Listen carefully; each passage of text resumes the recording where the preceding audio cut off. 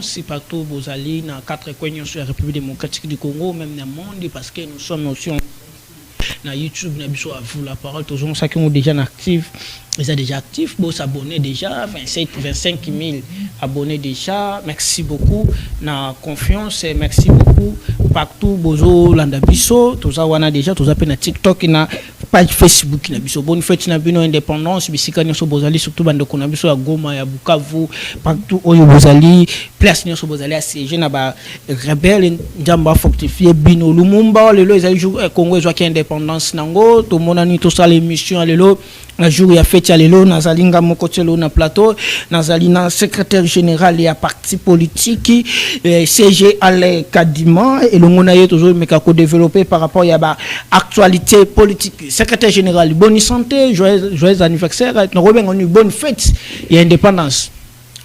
Mbote na yo, ndekodier merci. Bonne fête de l'indépendance na ba Congolais nyonso. Au Baza Kolanda Biso, bonne fête de l'indépendance na mokonza mboka Félix Antoine Tshisekedi Tshilombo. Na yeko PSAP, na yeko souhaiter pe bonne fête de l'indépendance na Oyaza mentor. Na ngai na politique, Maître Pierre Tembele Maeta, à qui je souhaite encore bon retour au pays. Azala ki na moi déplacement mon mouké, mais aussi déjà kozonga na mboka.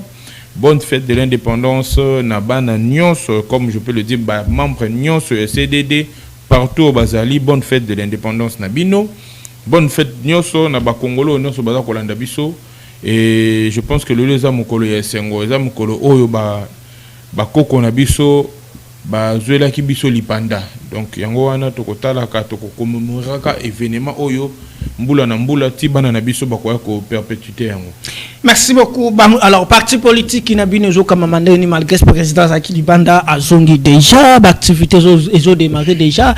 Parti Ezali nous l'engagé journée à l'élo, parti Ezali activité. Bon, parti Ezo Kamba Mamalamu, président Kokozala na déplacement mais Kasingai secrétaire général Nazawana. Parti tout ko continue toujours au Kamba yango. Journée à l'élo tous en activité moi qu'on a 3 périodes. OK. La 3 périodes na Bibwa. Nous avons une activité Congo début pour le développement et l'on a interfédéral Nabiso Lombedi, na vice-président Luizon Gongo, Bazawana toujours ça la soki kaka na silisi awa na kokita na événement wana na 3 périodes na Bibwa o to sangisi bana ya Bibwa pona bayeba o ndenge nini biso to tambola pe to bongi susu mo ba activité na kati wana. Bango. Donc, CDD toza parti au tozala toujours dans les occasions pour na koyeba ndenge nini ya kozala en connexion na ba membre na biso partout ba kozala. Après l'indépendance, la République démocratique du Congo, il a les situations pays à convention, bien Ciment, toujours réfléchi, nango plainte déposée au RDC Cotici contre Rwanda, toujours réfléchi, nango et confiscation, on va confisquer, moi n'amboka de lycée sans passeport, jusqu'à présent, le oyo, opposant Bazalaki na messe na cathédrale, merci beaucoup na bande kono so Bazalaki wana, merci beaucoup na madame Bénédicte Bilenge, Azali parmi moi Simon ko a signé qui na charte wana ya C64. C'est à cause de ce message il faut appeler ça biso ngo na mokolo ya lobby parce que azose la président Martin Fayulu a ça la discours na état de la nation lelo et yango wana bande kuna biso ya opposition bazalaki wana na cathédrale tozaki empêcher mais équipe mobimba bazalaki wana ba pesi biso rapport mess et l'équipe mobimba l'équipe lonenge moko sengelaki ba délice sanga bazalaki ba président Martin Fayulu bazalaki presque tout l'opposant bazalaki wana même secrétaire général mais ça là toujours sur là après indépendance la République démocratique du Congo ils ont reculé ou bien ils ont avancé. Oui, Ndekodier, merci. Soki Tolandi, depuis l'indépendance, Nabiso, en 1960, ce totality de l'autre, tout ça déjà à 66 ans. Donc, on présume que ceux qui ont boti mois, botami, to bandi na 1 mois, 66 ans, a commis déjà au biso dans ma Congo to Congolais to a commis déjà coco. Ou a déjà na bana, ou bakoye ko bota, ou wari ko bala pe baboti, ba pesier ba coco. Alors, rien que pour ça, on peut dire que nous sommes en train d'évoluer et le pays est en train d'évoluer. Ce qui total o ndenge to zala ki lobby, ndenge nini to kambama ki lobby na ndenge to zo kambama lelo, to za komona ete mboka eza ko kene na évolution. Donc tout ce qu'on peut dire. Alors, certaines personnes ont valu que tu as indépendance, une précipitation, tu as indépendance économique, parce que jusqu'à présent, tu as une émission économique, l'économie extravertie. C'est-à-dire que nous avons une extravertie, et les économies autodépendantes, seulement nous sommes Liban. Mais le lot, est-ce que la République démocratique du Congo, ils allaient fiers que tu sois indépendant à tous les niveaux, politiques, militaires, économiques, tout. Et là, on a un aspect. Dire des choses que tu as indépendance trop tôt, je ne sais pas trop. Bamsou Baroui cause à la raison, Bamsou peut Baroui cause à la raison. Pourquoi? Parce que au monde ils sont qui besoin de souffrance. Souffrance est à la. Moi j'ai appelé ça comme une génération spontanée. Au monde il a souffrance, bata la kangunga cause de libération te. Bato bazé ko souffrir seriwana. Bazali na tonte ya kotala ete il faut tozelati toko maboy. Il faut tozelati évolution ça de maboy. Il faut tozelati comme maboy. D'autant plus qu'il y avait un vent qui soufflait déjà na niveau ya Afrique centrale et puis na niveau ya Afrique nyoso mobimba. Il y a ba voix na vent ya ba indépendance. Donc depuis 1947, il y avait un vent où il soufflait qui en Afrique pour la libération de l'Afrique. Alors on ne pouvait pas attendre. Ce total bien, les années biso ou totika qui pratiquement net dans moi ciment par rapport à la nation, nous pour nous rejoindre ni indépendance na biso. Alors sur ce, je pense que indépendance économique, il y a un de côté koloba awa. Et bien nous so ezongaka bongo na constitution. Nyonso ezalaka bongo na parce que économie na biso eza extraverti. Oui, on ne refuse pas. Mais qui doit réglementer notre économie? Notre économie, ce qu'on dit bien la constitution na biso ya lelo, o biso basale la biso ya lelo. Toza na place mon côté, on nous explicite ndenge nini tokosa la promotion économie na biso. Ezate na constitution. Ce qui totali na constitution lelo toza na yango. Comment on peut gérer nos espaces, nos espaces, la gestion de nos espaces, la gestion même de l'eau. Parce que tout le bateau qui n'est pas une déco. Tout le bateau, mon ami Kolo Toko ya Tozarana guerre de l'eau. Pour le tout le monde a pays musus africain ba ko senga biso déjà né du to yebande ni ko partager na bango mai fleuve Congo. Alors c'est déjà une guerre. Alors des choses comme ça, il faut déjà créer des limites et savoir déjà comment est-ce que nous allons gérer cette eau là. Comment est-ce que nous allons gérer nos forêts. Tout ça, nos espaces aériens, terrestres et lacustres. Nyonso wana, il faut les détails dans la constitution. Mais normalement mais est-ce que ba détail wana pesa na ba constitution musus. Mais normalement, quand définir tout la constitution, la constitution est la colonne vertébrale d'un État. Et là, on va définir la carte constitution. Il y a des choses mais quand on vous dit déjà dans notre constitution, la superficie de la RDC n'est pas reprise. Quand on vous dit déjà ça. Constitution pourquoi on veut être comme tout le monde? Parce qu'on doit créer des garde-fous. Parce qu'on n'a pas pu créer des garde-fous. France, bazar nation où a évolué, la notion de démocratie, et puis quand on parle d'une nation, on voit une seule religion, on voit un seul peuple et tout. Mais sur le Bibiso, comme on a toujours dit dans notre constitution, nous sommes dans l'idéal de devenir une nation. Donc nous ne sommes pas encore une nation. Donc dans le texte, donc selon la conception de la loi. Donc on ne peut pas agir de la même façon que les autres. Et si Kabanina batie virgule, nous on peut mettre un point. Pourquoi? Parce que pour nous éviter effectivement koko sonyo soto kokuta nango na nani na mikolo otoza na yango otozo vivre. Mais est-ce que nos classes politiques tant besoin même la biso na dossier à constitution. To l'a dit même discours du président de la République à soumettre décision à constitution au est-ce ça va dans parlement na sortie médiatique na état de la nation à Sali le 30 juin à Tiango na maboko ba ici ya cour constitutionnel batale la chose dans la conformité na ba loi mboka. Mais tant besoin même est-ce que problème est allé à Congo constitution ou bien problème est allé à ba texte sous quoi parce que tout ça dans la constitution tout allé la loi électorale tout allé na ba loi ya ba code pénal tout construire les alliés et mettons besoin même biso ka na changement la constitution. Supposons qu'elle va changer la constitution, mais c'est Arlin, secrétaire du parti politique au Congo, ça veut dire que ce qui va changer la constitution, nous avons échangé dans le Congo, pour combien d'Allemagne d'Afrique. Oui, Nalandi Mokonzamboka malamu na adresse naye sur l'état de la nation. Ce qu'il a dit est tout à fait normal. Lui, en tant que garant de la nation, garant de bon fonctionnement des institutions, a eu une loi référendaire. Donc, loi sur le référendum plutôt, où il qui adopté na Assemblée nationale comme na Sénat, au Batindela qui est, il est tellement qu'il veut être légal, attendu on a cour constitutionnel pour étudier constitutionnalité nango. C'est tout à fait normal. C'est tout à fait normal. Mais au moment où l'opposition a contredit, ça la marche contre le président d'autres termes, mais que non, le président Zosalango n'a force ou bien a respecté seulement Kamibé. Parce que d'autres personnes, d'autres opposants, bazali contre les gens. Oh, il y a un papa qui a le pouvoir, mais azali papa et opposition a une majorité. Pourquoi seulement que Kalito il m'a se soumettre à tendance mako? Ndeko, ceux qui n'ont pas zonga na continuer na ona koloba na zonga na ona zo na zai koloba na fil d'idée na ngai. OK. Loi sur le référendum est interdite. Et puis opposant au bateau télémé la bioto ko tuna toujours le komoko. Est-ce que à ce niveau tozali bazo reprocher Mokonzamboka na nini? D'autant plus que est-ce que yé na ndenge na onyo sezo salima oyo. Je veux un opposant à l'Ekaye Bisangay, place Nimba condamné à la constitution. Ils ont ainsi qu'à mon côté. Tout ce qui est en train d'être fait, ils ont ça d'une manière légale. Ça suit le circuit normal. Ça suit un processus normal. Jusque-là, il n'y a aucune violation de la Constitution. Dès qu'il y a un changement de Constitution.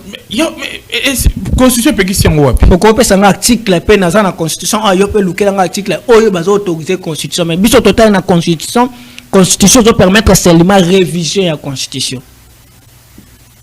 D'accord. Au moins, une confusion. Oh, il va dire que ça la yango mingi. Bako sala yango mingi. Article 220 de la Constitution et prévoir les modalités et à réviser la Constitution. 219 plutôt. 219. Et préciser la modalité. Il y a changement, il y a Constitution. Il y a changement, bien révision. Il y a révision en Constitution. Ok, merci.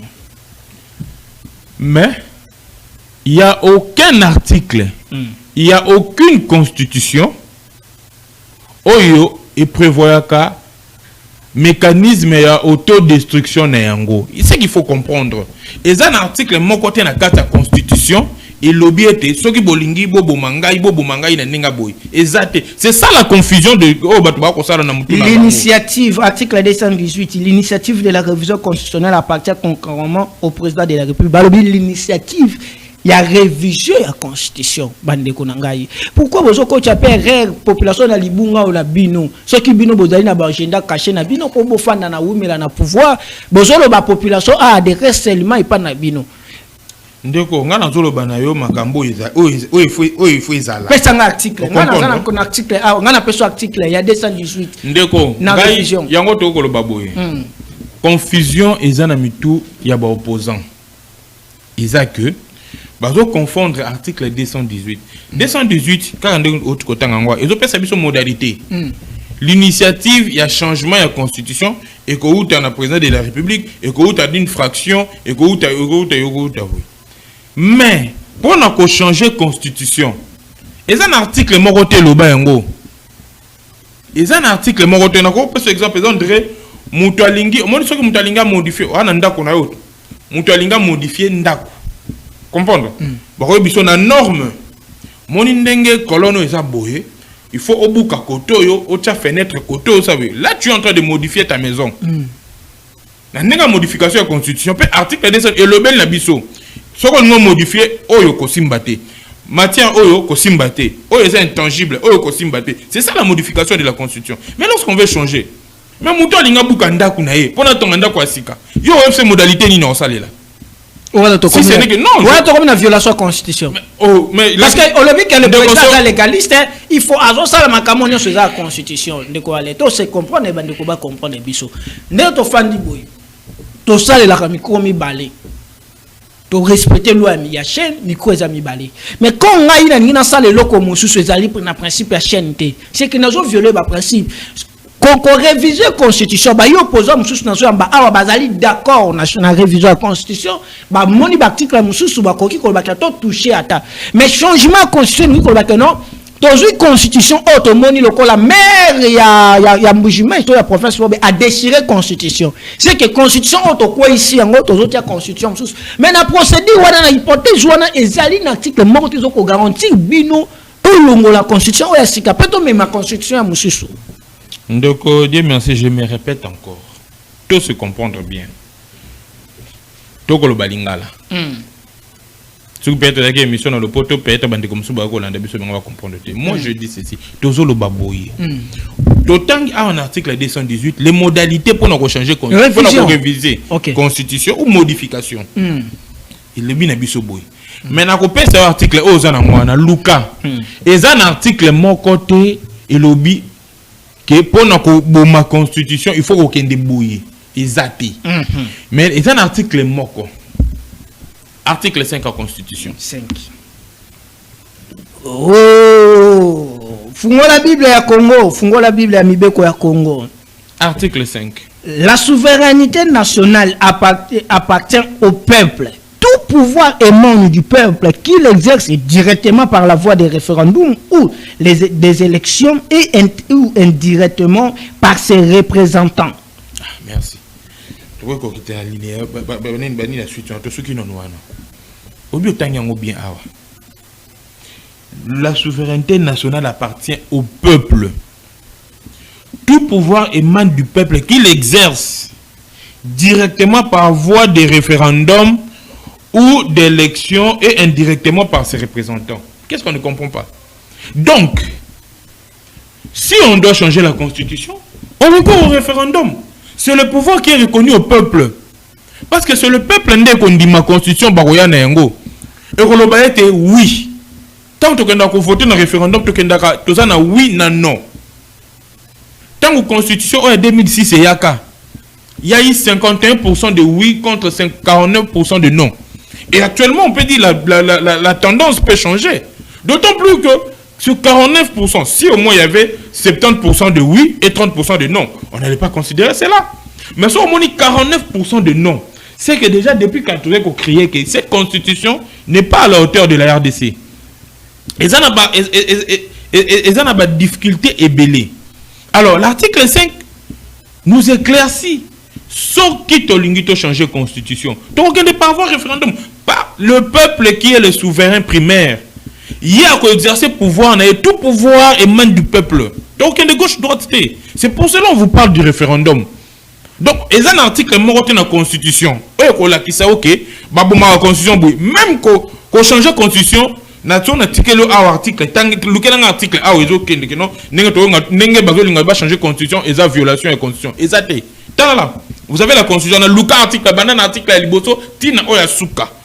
la kisa ngai to bandoko bazana tel bazana ndako to ba opposant ba la kisa biso ndoko bana na article ya liboso ya constitution tina suka que oyo tozo sala processus oyo tozo sala eza inconstitutionnel opposant mon compte on pense que ça répété exacté c'est qu'il faut comprendre eza question de profiter eza question de créer la base mususu mais donc que non mentalement bien ce qui de bozo linga bozo la population.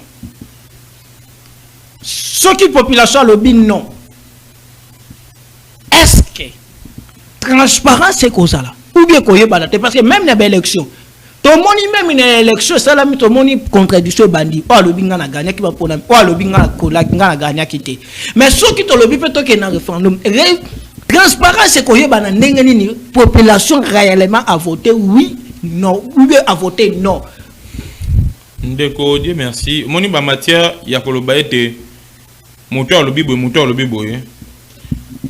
Dans les élections partout au monde, il y a toujours des contestations. Même aux États-Unis, il y a toujours des contestations. Mais ça, mais attends le la biso des contestations. Ce qui est le but que nous tenons na moni que ngam na gagner qui. Yo bo ele pour nani. Le chef de l'État a été élu à un suffrage universel. Il a battu largement tous ses adversaires. au chat tembe na nini soki toke na maponami auto na référendum auto kene na yango soki peuple lobby oui effectivement nous aurons une nouvelle constitution et nous allons entrer dans la 4e république. Mais si le peuple dit non, 4e république, si le peuple dit non, mais tout ça mukonzambo kaza légaliste tokotika la kaka na oyo na ba défaut na yango na ba nini ngono tokotambola na yango kaka 4e république. Mais population oh nyonso place ngana so nazoleka ba population au biso to ko côtoyer bango tout baza vrai et ils disent oui. Janine. Elles disent oui au changement de constitution. Na changement de constitution. Et là on accompagner chef de l'État, accompagner chef de l'État, bazo accompagner chef de l'État na processus oyo pe na idée oyo ya changement de constitution. Na motivation eza ndeko bate ya kamutu eloko. Soko landi même constitution oyo ya pas une vulgarisation sur cette constitution. Tango toko tala ka ba article eza na kati. So to bitondo zonga lisusu na ba. So to bitondo zonga na ba idée to salaka awa. Nous avons article 170 de la Constitution. Dans l'article 170 de la Constitution, on a l'article 36. Nous avons bagarre à l'article. Nous avons un mikolo Constitution, il y a ma casse nanda. Soko yé na mamba Constitution, il y a na zo tanga Constitution beaucoup lu kondi amboka. N'est n'attend la Bible chaque jour. Mon père spirituel, l'apôtre Léopold Mutombo, l'acception n'est autant la Bible. Nous avons l'article 170 de la Constitution. Tu as déjà lacune et zanakati. Le franc congolais est l'unité monétaire de la République démocratique du Congo. Il a le pouvoir libératoire sur tout l'étendue du territoire national. Mais les juristes ont bavani nandok ba kota la biso. Soko kendaka kota la, soko kendaka. Soko ozana na problème na l'État. Au bouki mibeko. Na code pénal congolais. J'en ai pas ici. Mais bandoko bazana na bandoko ba fongola code pénal congolais. Batala na article 41 code pénal. Soki muto salimbeba. Et qu'il faut pas condamner. Soki ba condamner yo. Amende ils a fixé en Zaïre. Bandeko bazana ndako batala na code pénal article 41 code pénal congolais.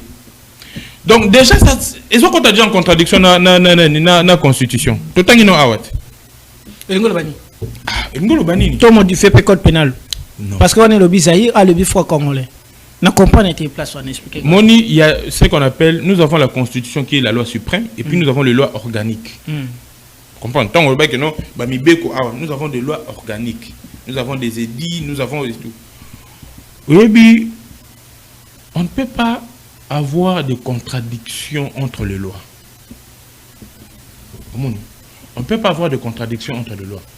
Le code pénal les a netilé qui a constitution, tout moins dans la constitution, où ils ont kamba biso. Ceux qui ont salimbe banga na salimbe ba, erto kokene na ba tribunaux. Pourtant il y a la biso. Code pénal, par rapport à ça. Mais on a tiré source de droit dans la constitution. Surtout comme déjà dans la contradiction, il y a boyé. C'est dangereux pour un État. Alors, l'article 36 le travail est un droit et un devoir sacré pour chaque Congolais. Article 36, le travail est un droit et devoir sacré pour chaque Congolais. Alors pourquoi l'article Oyo wana obito changer? Wana yo moni mabe mais article Oyo bozo quoi appliquer en côté. De côté merci. Moni en matière il y a article 36 au lobby. Je ne sais pas trop ce qui namboka Oyo batu bazu misalate.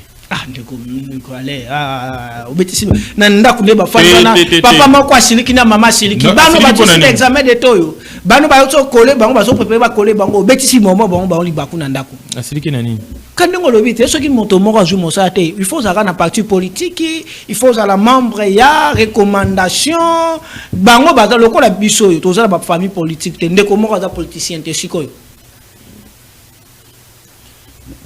De côté merci ebi eloko ba congolais ba ko bosana to eloko ba tebele ba ko bosana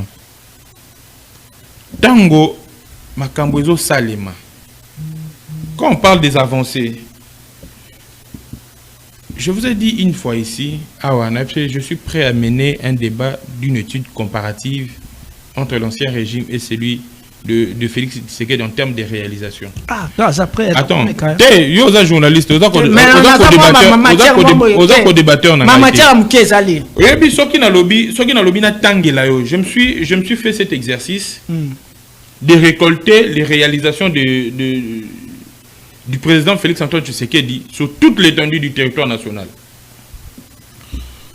Encore yo lobby que ceux qui osa au moins rodé na makambwana toko vanda awa soko osa au contredire ngana makambo ngana koloba to na biloko ngana ko citer comme mama botanga bino na ba province na bino boyo kamambo azoloba total ka makambo to ko sala na bani liboso université de Mbujimai construction na kena mi balé université de Kananga na kena mi Satou rénovation de l'Unikine. N'a qu'un à 5e, rénovation et extension de l'UPEN. Moi, je suis un ancien de l'UPEN. Bandeko bakolanda biso UPEN. Toi qui na seulement toi benga biso na so boulangerie. Moto atanga na G1 na UPEN. Ba série na biso wana. Toi na seulement toi benga boulangerie. Ndeko dire merci salu wana so auditoire wana so ko koti yango. Ne lamba pembe. Obimi yango ndenge muto oti ko sala cimenter wana yote. Mais lelo bandeko bakendi ko tala UPEN lelo. Étudiant avec quelles conditions? Je parle d'ici de Kinshasa. Ce qui est aux huiles de l'eau, rénovation de l'IBNTP. Tout ça, ce qui est aux huiles de l'eau, dans le cadre, il y a PDL 145 territoires. 600 écoles construites sur toute l'étendue du pays. Sur toute l'étendue du pays. Et ça, quand on a Google, Tala, PDL 145 territoires, on va juger, on va contredire 600 écoles construites sur toute l'étendue du pays. Ce qui est dans le bino, on a pendant 18 ans. Tangelanga école Moko au régime Kabila Tongi na Kinshasa. École Moko. Tangelanga école Moko. Tangelanga école primaire Moko en 18 ans. École primaire Moko au régime Kabila Tongi na Kinshasa. Au côté Tangelanga Kabila tongi qualité na tuniyo dangelanga école moko tomi bali kaka oyo na Kinshasa oyo régime Kabila tongi en 18 ans exacté mais na période de Félix je peux seulement vous citer EP1 EP2 Makelele mon sodo que na pas Makelele na droite na yo il a pas seulement bagobe ngo Kosbaki bagobe ngo piscine le lotelema no mona école il y a 2 niveaux. École primaire, il y a Ophélie. Ndeko, tout ça là, aventure. On ne peut pas venir dans un débat. Nous allons continuer. Parce que moi, je dis école professionnelle, il y a école, des écoles et puis des centres professionnels conçus par le CNSN, le service national. Eux construisent des écoles. INPP. Centre de formation de Maluku. Ils ont construit. Rénovation et construction de Mama Yemo. Sur Otali Mama Yemo Lelo, ils ont compté parmi les grands hôpitaux il y a Afrique centrale. Cinquantenaire Kabila réhabilité. On parle de réhabilitation puis indien. Nous on parle de la construction à Mama Yemo. Aujourd'hui même na Mama Yemo, tu as une usine de fabrication d'oxygène. Le long na Kinshasa, tu as un programme d'oxygène. Il faut que pour la prendre oxygène. Aujourd'hui, à Mama Yemo, il y a une usine, il y a fabrication, il y a oxygène. Ce sont des avancées. Nous allons continuer. Rénovation de l'hôpital de référence de Kankokolo. Rénovation de l'hôpital de Kantchachi. C'est ça, actif. Rénovation de l'hôpital Sen de Lubumbashi. Lubumbashi, Batala. Rénovation de l'hôpital de la Mouya à Mbujimai. Rénovation de l'hôpital Mwengeji na Kolwezi. 350 centres de santé construits dans le cadre du programme PDL 145 territoires livrés. Na kokotanga peut-être na Mwanda. Tu vas s'ouvrir des infrastructures. 10 écoles construites na Mwanda. Kende. Non, je suis en train de vous parler. Mais je suis en train de vous...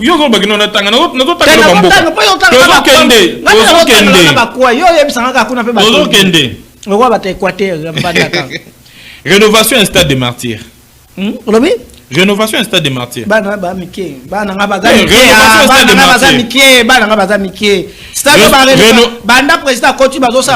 Rénovation, il y a stade qui basse Maliba. Rénovation, il y a stade Tata Raphaël. Il y a stade à Matadi. Rénovation, il y a stade Sainte-Thérèse Nandjili. Matadi. Rénovation et puis construction, il y a stade et puis terrain de basket na UPEN. Mais tu dis UPEN ba ko landa biso. De quoi les bobé. C'est là. Rénovation un stade Lumumba. Construction de arena. Oh jusque là zone non construction. Bana ba mikete. Modernisation de la cité de la Fikine. Toujours mon nom awa. Fikine. Lembeza awa kende Fikine. Modernisation de la cité de la Fikine. Pourquoi bobé biso bo nga bo maison de l'entrepreneuriat. Oh na maison de l'entrepreneuriat. Ah toi aux couranté. Mais mais alors construction du centre culturel pour l'Afrique centrale. Yango eza awa. Na triomphal. Na beza projet Kabila tikaka. Kabila mutachata libanga mwa wana. Beza projet Kabila. Kabila mutachata libanga mwa wana. Mais ça projet Kabila te. Kabila mutachango libanga wana. Continuité à l'État. Mais on parle de quoi? Continuité à l'État. Non. Totika koloba makambo toko loso komaka so bosali o wane community community moi eloko mo so ça o Kabila mtatike comme akoka osala honte pona ni soki moi je dis bien soki yem mtatike te na to continuer de rappel en pesa en matière construction à centre financier de Kinshasa, village de congrès de Kolwezi bande ko Kolwezi ba kolanda biso na kotalo ba réalisation exactement tokosuka de poto ko kende baisse y a prix du carburant. Ah ndeko baisse après na kaso bi baisse après dollar. Non je parle du baisse du prix du carburant ndeko depuis to banda kotala pendant 18 ans carburant est là même pas ko baisser de 2 francs. Le transport les a passé dans Congo. Mais attends. Expliquez Bakando. Transport les a passé mutumo là en arrêt à Zatendeko. Transport. Le lot transport a sali ligne mobo eux eza le lot ya ofélé de 22h à 5h. Ndeko tambola ka tête tuna bandeko ba ko tambola na. Même jour ya match ya Léopard wala ligne wana eza même pour fonctionner. Bazo bele la bato victoire ya ofélé. Combien de transport le lot comme na combien de transport. On lobi messi ya carburant. Mais on peut expliquer mutonné ni carburant za kokita. Mais prix transport ils a fixé yebente na Congo. Pourquoi expliquer congolais ndeni? Monila na koloba liso soko bana. Pour réalisation à Kabila transport na 50 na 5. Yokandoko. Oyebi quand tu parles de baisse, il y a prix à transport. On a toujours aux na ville. Ah, on a sur la séparation de pouvoir. Oh, mais attends, non,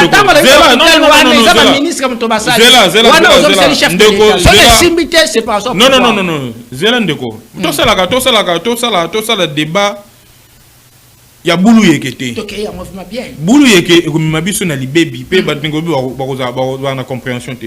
Lorsqu'on vous parle de construction de routes, hôpitaux et autres, chacun ou soit chacun de province est en responsabilité na yango.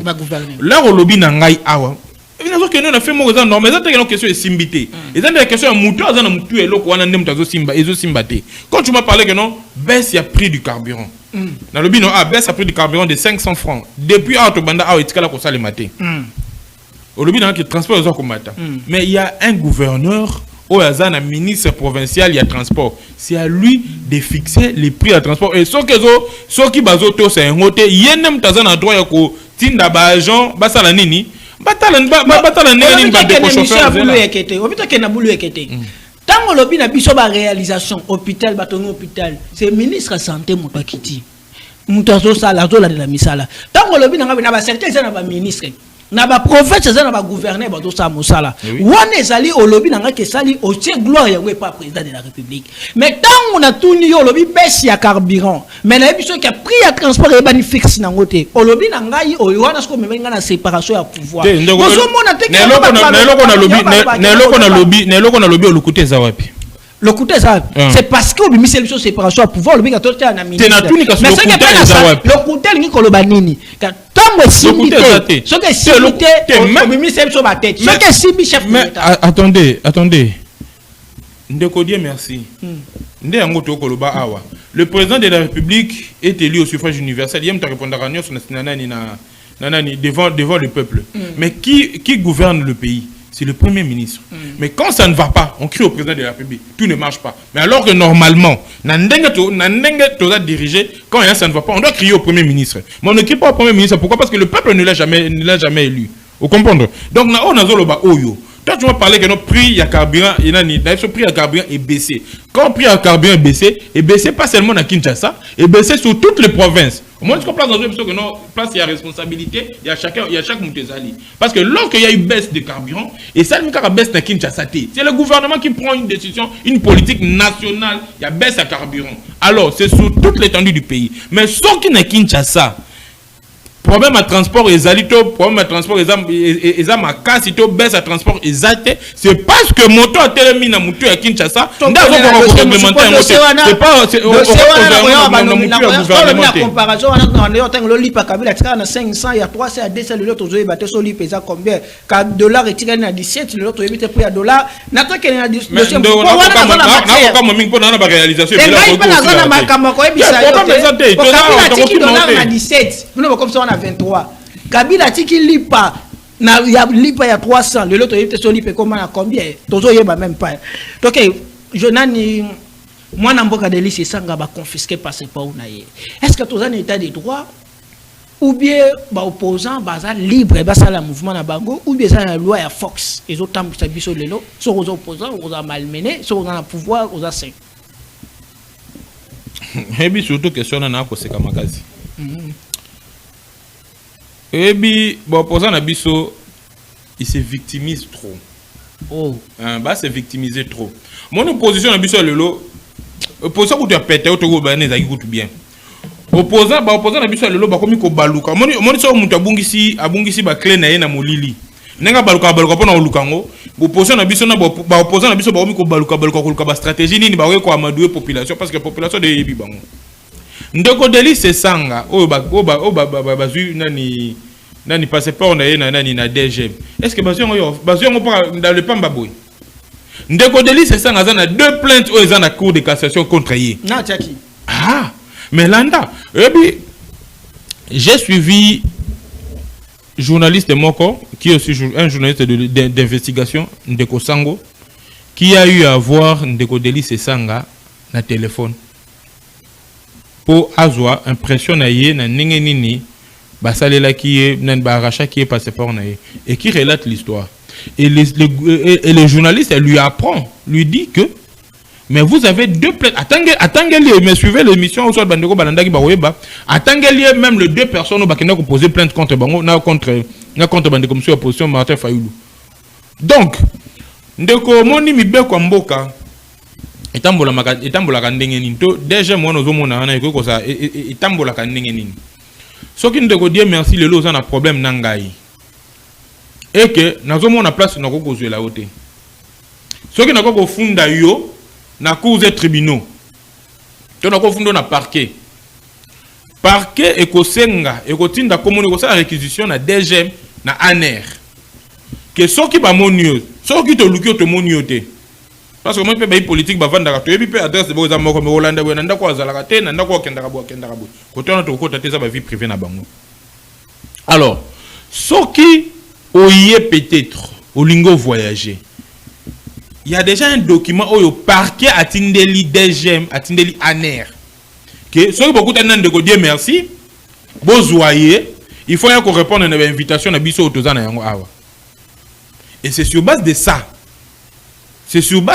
Il y a un soubassement. Tout le monde a basé mouto, basé le passeport, il y a toujours un soubassement. Et soubassement est où t'as mingi na parquet général to na cour de cassation. Alors, moi, même à tata on dit awandeko. Moi si y a Jean-Marc Kaboun là-bas interpellé na parquet mais na mon opposition comme Koganga bakangi moi c'est Jean-Marc Kaboun mais moi c'est Jean-Marc Kaboun bengi pour des faits personnels bazo la lupangu entre hier na Vital Kamerhe sur renseignement Muto atekeli bango le pango atekeli vitel caméra atekeli na ye na bango ne bazo bambo na bomba ke na somba mapango ne ba biso ba congolais to ko vanda. Ye opposant ye opposant mais azo continuer ko somba mapango. Bazana conflit parcellaire entre ye na caméra et na propriétaire atekeli bango. Ben invitez-moi si na parquet. Mais ndenge nini boko transformer ngo pona ba ke na te balingi ba néantir opposition. Je comprends pas. Aux hommes de récupération pour opposer un conseil. Il y a une question. Ce que Tolandi, Jean-Marc Abondi, moi si naïe, Tolandi Delice Sanga, il y a un tournio. Seulement kaka ba opposant ne mutu bazana ba problème na justice mais bato union secrète. Nazo comprendre terre. Ndeko ya bakanga bato union secrète mona mutu mo tetelema ah pour le baké non. Ote to yeko revendiquer banini. Depuis 2023 ti de lo. Ya bakanga bandeko. Ba ota malamu mikolo ba union secrète. Mais soki muto akoyi na mbeba ke fuba kanga ba noso babanga kati ba bongwani ba noso babanga pe ba bongwanaka mais soki ndeko koyi na mbeba et que bazuyo comment qu'on s'est victimisé pour dire que non tu es de l'opposition. Non, il y a des plaintes contre le ndeko Delice Sanga qu'il aille répondre, c'est tout. Est-ce que Delice Sanga va déranger pour le régime Nabino? Il va déranger en quoi? Il va déranger en quoi? Il y a mon parti n'est dans 5 personnes, il va déranger en quoi? Non, mais qu'on se le dise. Parti n'a yé ezaka awana bandali. Ezaka awana bandali. En vol non bureau on peut où te loin. En tout cas je me secrétaire na yé mais c'est Rodrigue. Serge na bango ezawa pi. Ezaka na enseignement. À part Serge enseignement, ba ta na cellule mort na Kinshasa. Ezate. Mwana mboka. Ezate. Le ndeko Delice ça n'a en rien à quoi déranger nani pouvoir en place. Parce que sur la balance, il ne représente rien. En tout cas, le côté. Donc, on a 5 minutes de dossier, il y a plainte contre la République démocratique du Congo, celle contre Rwanda. Est-ce que résultat ils ont la suite aux favorable ou bien ça caca et salami caca ou bien comment? Nous sommes confiants dans l'institution internationale, comme on peut bien le dire. Tout le monde a déjà satisfaction na litige moko tomenaka otokenda kufunda nani Uganda na Rwanda et bakondana bango. Alors je pense que même tafutaka bon Rwanda Uganda est-ce que Rwanda pas pesa tout de on est la décision injustice et la décision biso ba congolais. Si on doit faire appel, il faut surtout ça l'appel pour que Rwanda foute. Mais okay. De moins tu sois déjà gain de cause. Alors que je pense que dans cette logique wana ndé yango wana moni ministre na biso ya justice akenda ki na ba instance internationale pour na koyeba ndeni ya ko porter plainte contre Nani Rwanda na ba supplétif na ye. Je pense que nous faisons confiance à la justice internationale et nous avons nos avocats au baro défendre la partie congolaise. Mais naninga na fongola moi parenthèse muke na ndenge to ko suka na émission, je suis un peu déçu na vaguement na komona awa bandeko journaliste, je ne sais pas trop ceux qui écoutent vraiment na gouverneur Daniel Bumba muta ko tinda ba journaliste ba ye bande nini ya ko disgracier le général Kasongo Kabwik. Na zolandi ba vague ya ba journaliste na ba tiktoker mususu ba kolobaka sur gestion ya nani ya général Kabwik. Ngana ko kamwa mingi soki gouverneur je présume je ne dis pas soki gouverneur muta ko tindaka ba journaliste na ba s'attaquer na général Kabwik a ko ça l'erreur makasi parce que ye général Kabwik ba tindi wana pona assainir ville ya Kinshasa. Aza ennemi na été. Gestion, il y a général Kabwik dans le service national et là qui s'y battu so. Ndeko, vous remarquez que le lot oyo, bandeko ba ko simba lichette, bandeko ba ko kata batu na banzela. Nous avons assisté à l'opération Likofi Awat, na mboka oyo. Mais arrivé le temps de Félix Tshisekedi, alobi ngana ko bomate. Bana na biso lolo, et peut-être ko zanga musala, ndem te sali ke ba simba lichette, ba sala ba mela bazodo de ba sala bo. À réhabiliter service national. Azur akangio batindo na service national. Lelo ba kulu na nyonso wana o ba kenda na service national. Ba pare bele bazaka kolela. Ba moni kana bana ba kei bana ba ko kufa, ba ko boma bango. Avenir et baby bango. Mais lelo ces enfants là sont appelés des bâtisseurs. Lelo bana wana ba ko simba Kitambo. Ils sont appelés aujourd'hui des bâtisseurs. Le lot bazo tonga. Na place où on simba lichette, le lot comme simba pinceau, le lot comme simba pince, le lot comme simba marteau, le lot comme simba brique. Et puis bangwana de bazo ya pour na ko assainir biso na Kinshasa. Et tu penses que mutu wana o batindele ba kuluna, mutu déjà na moral ya ko beba na mental ya mabe. A laver bango mémoire. A tirer bango au service de la nation. Et vous pensez qu'une personne bongo vient pour blaguer. mais ndeko bumba ozo gérer bato ba kolata cravate ozo gérer bato ba kolata ba veste mazo kwa kofuta bango te. Oh mwana mboka bande kwa kino zo bonga bafuta ma combien non qui va suspendre ba suspendre na no ba divisionner ba zaki kolata blamba rouge wana mais ba suspendre mon pona nini parce que ba yebi que no musana na bonga na tina te tala ba occasionner combien des accidents awa combien il y a eu de morts d'hommes na ba bloko na bango ba occasionner combien des accidents des gens mal formés à le côté bango na nzela alati bango ba gilet rouge ba côté na nzela ko bundisa batu ozana na ba document en ordre ozana ba document en ordre te tracasserie abakisa ki tracasserie na Kinshasa. Mais ba mpe ba longwe moi nzela na moni mo c'est moni que là ba longwe circulation zone normal pour moi que no bango ndungu ba ko cha embouteillage sous makasi na Kinshasa ndeko nani Daniel Bumba na mona ki aleka ki na église ya pasteur ya prophète Nehema Sikatenda. Je nazaki na regret mingi là na moni que bazo pese prophétie ba ko loba ete batu basangani pona ba bebisa mutema chef de l'état pona ba longola to basala bonga na mona en tout cas personnellement oui na ko ndima ke na mona ki batu basangana ki wana pona ko bebisa réputation ya nani yo mona ki bana na mona ki bango na mona ki embouteillage azalaki wana akenda kotonga gouverneur Bumba et pas président de la République na mona ki mauvaise gestion a tellement ki akenda kofunda Bumba et pas président de la République na mona ki ba fulu pe ba tellement ki bakenda kofunda gouverneur Bumba et pas président de la République na mona ki ba un paiement ya ba personnel ya hôtel de ville et puis un paiement ya ba agent de DGRK na mona ki yango pe bakenda kofunda donc qui se trompe pas des adversaires mutu moko ta côté le ezaka gestion na ye adversaire na eza bilan na ye et puis je le dis adversaire na eza bilan na ye azo général Kabrik comme adversaire na ye parce que le général Kabrik musala aye na yango ezande pona ko komisa Kinshasa puisque même bopeto o yazo sala wana to comme na suka message na bando balandi biso na bando ko balandi biso ina ko pesa bango merci ba congolais bazala toujours si ma mokonzi mboka pour que to komema to ko bunda bongo to mema mboka oyo na émergence ba membre nyonso ya CDD sika bazali tozala toujours du bon côté de l'histoire comme on l'a toujours dit que lorsqu'on dit faisons la politique autrement c'est ce que nous sommes en train de faire ne pas réfléchir comme les autres ne pas agir comme les autres en tout cas na pesi ba membre nyonso ya CDD mbote sika bazali bonne fête de l'indépendance encore na ba kongomani nyonso ba kolanda biso. Et moi, page rose, je souhaite heureux anniversaire à mon ami et frère Sam Katanga et Sikozwami Nzamba Bakisela ya mingi. En tout cas, merci to kozala toujours disposé pour na koyamba ba invitation à bino pour na ko réfléchir na o etali mboka. Matono mingi, tozaki na secrétaire général ya parti ya CDD bila na yende moto adversaire na ndeza bile longa na retenir na émission. C'est-à-dire que bateau autres ça va que funda yo ka isaki bateau to ande salité ngaka nka wana. Merci beaucoup bateau sko ba koma mtama bena vous la parole boko tika marambo nyonso to lobe bino bokataka wana ali botore ba TikTok ali bo memi singa charge na mutu botika mambo osala wana boluka alobi mambo bieto sel mambo abila to comparer kabila nani botika ka mambo kaka bi bato ba ofunda ye mutazoluka bato ba funda kenzo ande ba lakisi bato ba ofunda ye to monani lobby na même chaîne. Merci beaucoup.